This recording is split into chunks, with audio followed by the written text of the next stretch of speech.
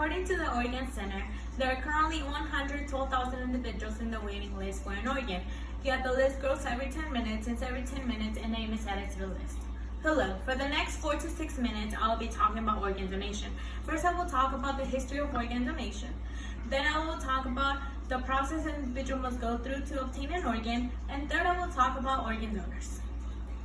History of organ donation. In 1908, Alexis Carrel devised a method for organ transplant.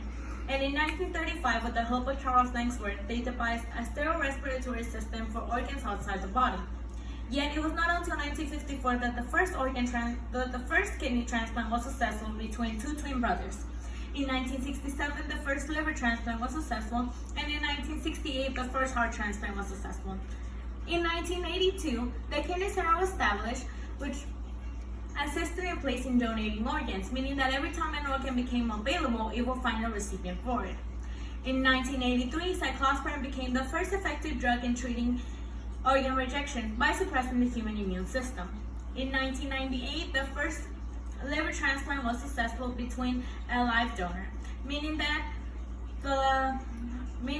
they were able to know that the liver could regenerate. So if they took a piece of the liver from the donor, it would not affect the donor's life. In 2019, there was a total of 39,719 transplants. Process of obtaining an organ. The process of obtaining an organ is not an easy one, and it can be a long one. First, the patient must have a referral from the doctor, meaning that the doctor has to evaluate the patient and know if the patient is a candidate to obtain an organ. If the patient is a candidate, it will have a referral from the doctor. Yet, the transplant hospital, and the transplant team must verify this is correct. If they conclude that the referral from the doctor is correct, they will place the patient on the OPTN waiting list. Yet, this can take years. The place of a person on the waiting list depends on how ill a person is. If a person is very ill, meaning that he can die for not obtaining the organ, the person will be placed on top of the list, meaning that it will be faster than the regular individuals that have been there for years.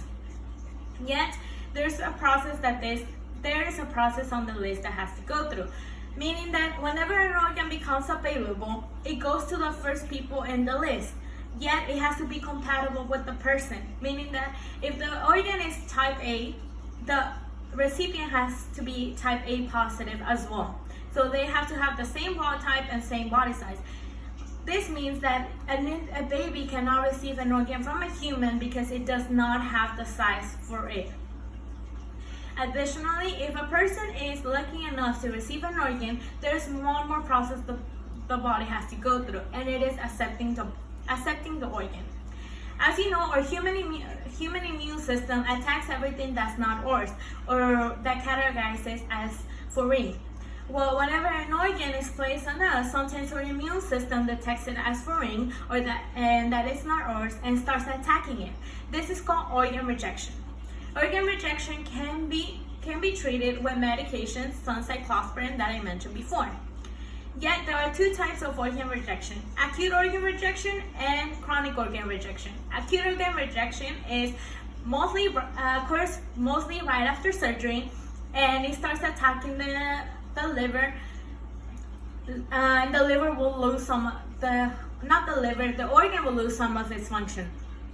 Yet, it can be treated with medication. In rare cases, the patient has to be put hospitalized because it got really bad, but in most cases with medication. Then we have chronic organ rejection, which is when this can happen months, days, or years after the surgery. So it's more scary because you don't know when it's going to happen, and it can completely shut down the organ. Okay, now we're going to talk about organ donors. Currently, 20 individuals die every day waiting for an organ. Yet there is 153 million people registered as organ donors. Organ donors account for 50% of recovered organs, 57% of recovered tissues, and 61% of recovered eyes. Yet, sadly, not all organ donors are able to donate the organs. This can be due because if they were in a car crash or they died in some situation where they were left without oxygen for a long time, the organs stop working, so there is no way to get the organ to work back again. Additionally, if they had a disease or if their organs are damaged in some way, they cannot give it to anyone else because instead of getting their life to be better, it can make their life worse. Yet, organ donors are not the only ones that can donate. There is also individuals who die of brain damage or are still connected to a respiratory system in the hospital, and in these cases, the hospital and the doctor will ask the patient's family to consent for them to take the organs. Yet, not everybody says yes, but these individuals account for 50% of recovered organs. Overview of organ transplant. Organ transplant is really important in our society. Every day there's more people in the waiting list, and every day we have less donors available. If a donor is healthy enough to donate all of its organ, it could save 8 lives, meaning that it gives 8 individuals the opportunity of life and gives thousands of more time to be able to receive more organs. Organ donation is a wonderful thing that can save up to 8 lives, as mentioned before. Thank you.